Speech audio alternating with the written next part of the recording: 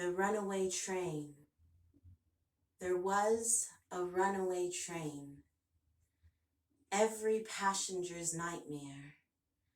Brakes failed and a sharp turn just 1 mile ahead.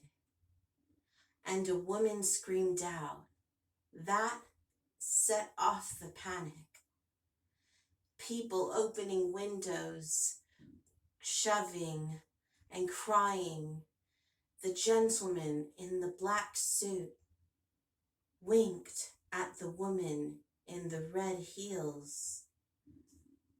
He slowly smiled and stood, reaching out his hand to her and whispered in her ear, "Vamos a bailar."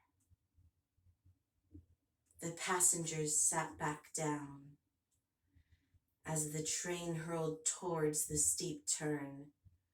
People were now laughing and clapping in time as the talented couple whirled up and down the aisle.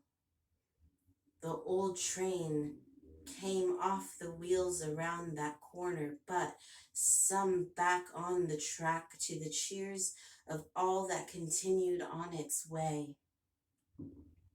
Then I said, "Baby, my beautiful mahogany, the train is already going too fast to stop. Let's just dance."